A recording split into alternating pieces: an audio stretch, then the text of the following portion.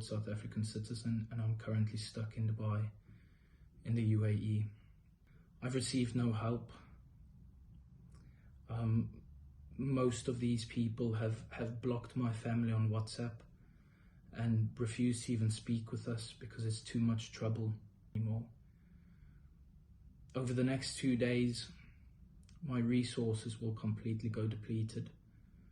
I will be without food, without a place to stay, and I'll be on the street. Hey family, Gracie here. I hope all of us are doing amazing. I'm doing well as well. Hey, as always, to the subscribers, the new ones and returning ones, the members, the anonymous supporters on the channel, thank you so very much for your support to me on here. Hey, you guys have shown me love. Thank you. I really appreciate all of you guys. Yes, and if you haven't subscribed to the channel, what are you waiting for? Huh? Consider subscribing so you become part of this amazing family. And yes, thank you so very much in advance for your support, your subscription. Thank you. Guys, today's video is a juicy one. I landed on this video, and this is one clear example of white privilege failing. Even when people try so hard. Okay, this video is not a gotcha. This video is not we told you so. This video is not finally we are celebrating, right? No. But this has a bit of twist. And you're going to see the bit of twist at the end of the commentary that I'm going to give right here in the video. But this is a 23-year-old South African white guy that works for Emirates. Apparently, allegedly, he says he's been accused of jaywalking. I didn't know jaywalking is such a huge thing until when I went on, Google and searched. And there are punishments for that. He was jaywalking in Dubai. And jaywalking, for those of you that don't know what it is, it's literally crossing the road inappropriately or when you're not supposed to cross. Like, I don't even know how that works because in my country, I cross the road anyhow without. Anyways, is my country even a serious country? I don't know. But yes, allegedly, he's been detained, he's been held stuck in Dubai for jaywalking. He's gotten a travel ban, he can't get out of the country. Like, there's so much to the story and I don't want to give it away. But in my opinion, there's so much that is, to the story that we've not been told. But apparently he's coming out, crying out for help to the South Africans, to everyone that can help. And it's not only him. Even his mother said, I've contacted everyone. I have tried everywhere, including the DA of South Africa. Yes, now, those of you that are watching me, you're aware of the South African, whatever. The DA, he's a white man, right? She said she's also contacted him and she's not received help. Why don't we go right into the story? We watch it. I'm going to reserve my commentary for the last. My name is Whytea S.A. I'm a 23-year-old South African citizen, and I'm currently stuck in Dubai, in the UAE. I have no passport. I have a travel ban on my name. I've lost my home. I had to give my dog up for adoption, and I'm currently staying in a hotel room. I can only stay here for the next 2 days, after which I will be homeless, which is a crime in the UAE. This all originating from the fact that I walked across the road in front of a Chinese lady's car. In May last year, I went to dinner with my friends as we were celebrating a birthday. We came out of the shopping center and we had to get into a taxi that was on the other side of the road. I walked across the road where a Chinese lady was proceeding to drive in front of her car. I didn't think much of it. I got in the taxi and I went home. The next day I had a flight to Houston, Texas, as I had worked for Emirates as a cabin crew. Following a 52-hour layover in Texas, I did a 17-hour flight back into Dubai. I arrived tired, thirsty, and quite frankly hungry. My immigration card didn't work and they told me to go to an immigration officer. The officer informed me that there's something wrong with my immigration card and just asked me to sit in a room. I waited there for 8 hours with no water, no food, and they didn't allow me to sleep. Another 2 hours passed and we're on the 10-hour mark. Police officers enter the room. They asked me to remove my uniform, which I did. They put my hands behind my back, cuffs on my wrists, and walked me to the place of work, to an unmarked van in the middle of the night. I sat in this van for about an hour or so with actual hardened criminals that have just been arrested at the airport, extremely afraid, crying most of the time. When I arrived at the police station, the police only spoke Arabic. They typed on the computer a lot, and when they were done, they looked up at me and said, "Sign on the digital pad." When I asked why, they just insisted for me to sign. When I signed on the pad, they informed me that I now have a travel ban, and they took my passport from me. They told me to please leave the police station, as loitering is a crime as well. As I was kicked out of the police station, I stood outside with my phone dead, my suitcases left in Emirates HQ, and no cash on hand. I had to walk 2 kilometers to find a taxi to charge my phone to go home. It was only when I came home that I realized the severity of the matter. Since May last year, following this incident, I have been under extreme amounts of stress, both emotionally, physically, and financially. I have lost my job. I cannot pay my debt, which at the time of recording this message, I received a SMS notification from the bank that my debt went off and there was no money in my account.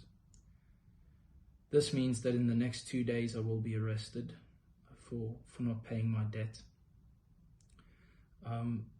The Dubai government does not want to proceed with the case of walking across the road. They don't want to drop the case. And for an entire year, they told me that it's under investigation. On the 11th of July this year, my family and I begged and reached out to the South African government, including the Department of International Relations and Cooperation. We've reached out to members of Parliament, including Dr. Leon Schneiber, who is our Minister of Home Affairs, Emma Powell, who's our Deputy General of International Affairs, Mr. Tepo Labona, who's our Attorney General of the Consulate in Dubai, Clayson Monyela, who's our Deputy Consulate General, and Ms. Veronica Loving, who's our Head of Immigration. I've received no help. Most of these people have blocked my family on WhatsApp and refuse to even speak with us because it's too much trouble. It's not hard to remove a travel ban, and it's not hard for me to go home. The situation is getting worse day by day, and I just don't see any light at the end of the tunnel anymore. Over the next 2 days, my resources will completely go depleted. I will be without food, without a place to stay, and I'll be on the street. I'll have no means of contacting my family as I wouldn't have Wi-Fi. It's just a dire situation.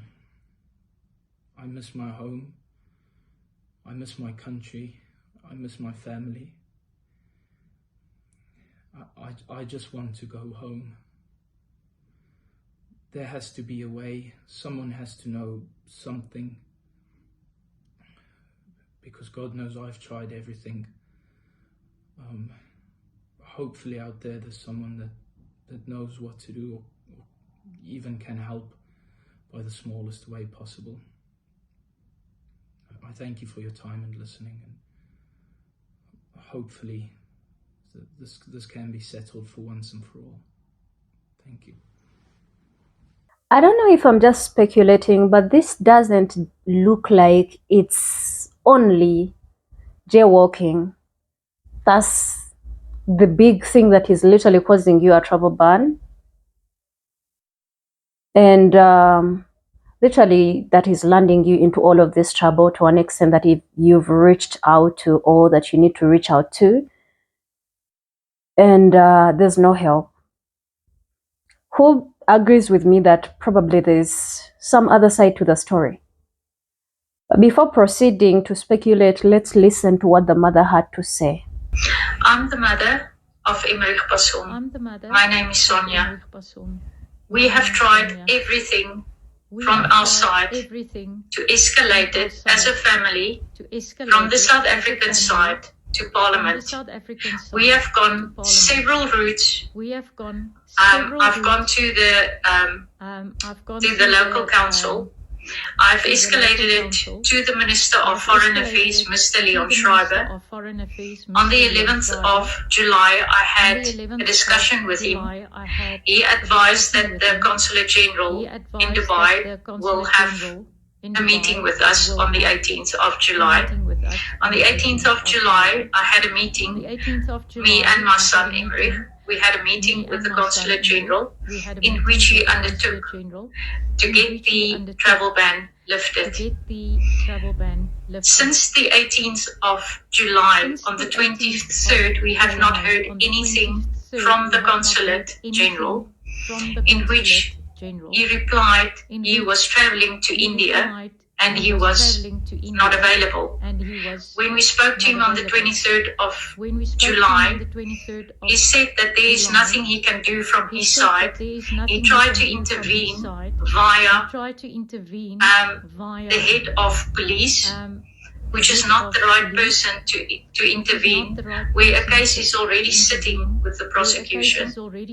And then after that, he said he can't help us anymore. I could not just leave my son like that. I had to escalate it through another channel. I went through the DA and I got hold of Emma Powell, which is the deputy minister for Internal Affairs. She promised and she put out the email that she will get someone to help us. She communicated with Clayson Moniela, which is the spokesperson for DIRCO, and in his reply on the email, he promised that he would get in contact with the Consulate General as well as intervene to get law advisors for my son. Up to date, we are still sitting with no feedback from the spokesperson of DIRCO. Yesterday, I had a call from Mr. Labona, which is the Consulate General. He had the same response as he had on the 18th of July when we had a face-to-face meeting with him. He said that he will intervene and try and lift and get the travel ban lifted. He also promised that he would get back to us as a family and give us feedback last night, which was not forthcoming. This morning at 6 o'clock, I put out a WhatsApp to him asking him what is happening and following up. To date, I have not had any reply from the South African government, from the consulate, from the Home Affairs Minister, from Immigration. All the emails has stopped. All communication has been blocked. There is nothing coming forth. Meanwhile, my son has 2 days. Then he is destitute. He does not have food. I have just learned while speaking with him this morning that his health is taking a turn. We cannot financially keep him there any longer. We have started a fundraiser and there is just so much you can do, and you have to get someone to intervene in a situation like this. And the ambassador, the president, the Minister of Foreign Affairs, I am urging you and I am asking you to please come to our rescue and help us in this matter. This is a South African citizen and this is my son. As a mother, I'm asking you, please come to his rescue. Help him.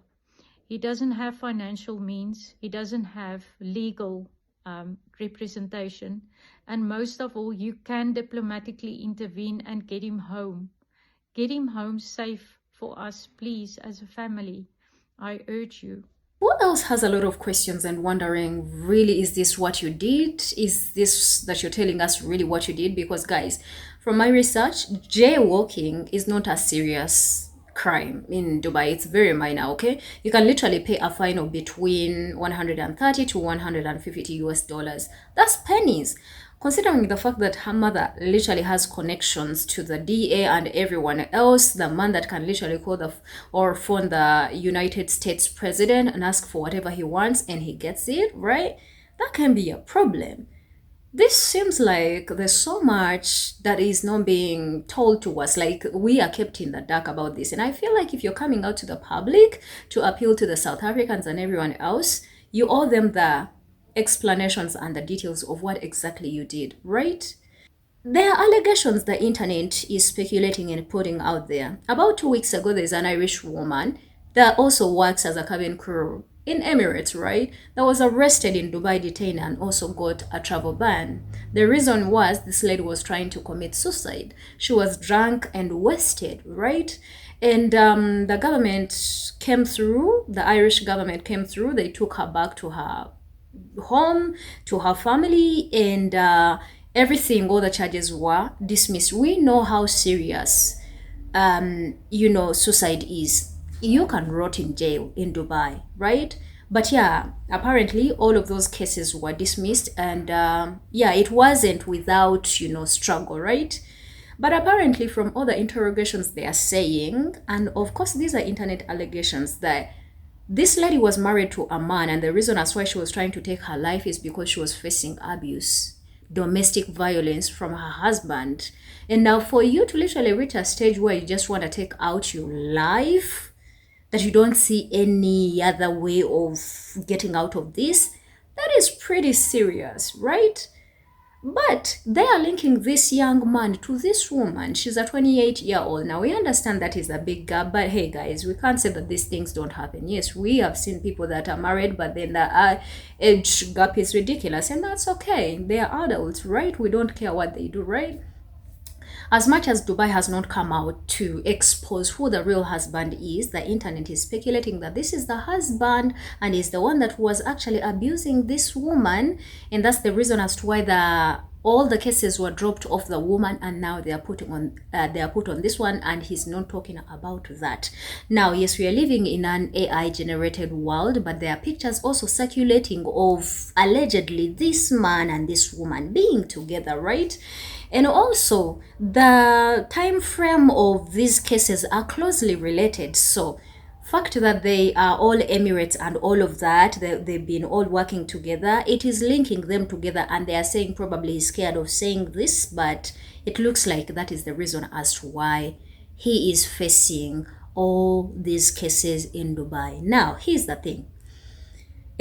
I had a mother, and yes, that's a pain of every other mother to go through all of this thing. You would want your child to be safe, right? But for you to go ahead and say that all the diplomats need to do whatever they need to do to make sure they get your son, when your son commits crime in a foreign country, they have to face the consequences. In this situation, we are left in the dark. We don't know whether this is really what he did or it is something more serious than actually what you guys are telling us, right?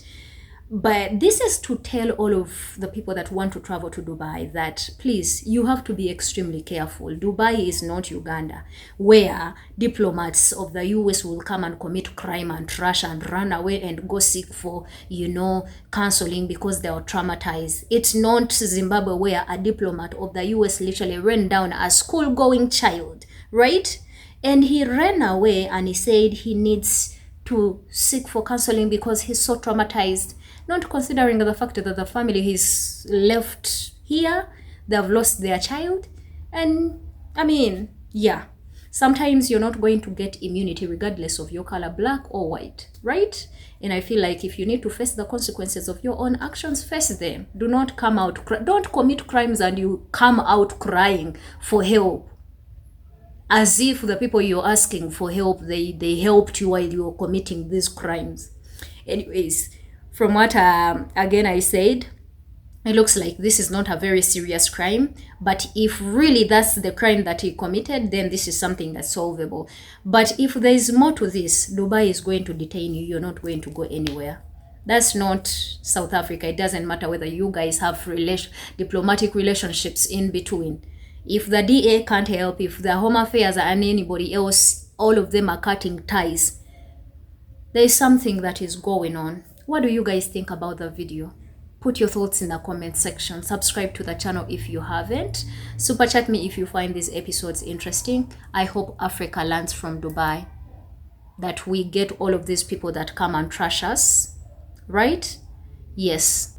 I'll see you in another video. My name is Gracie. Bye.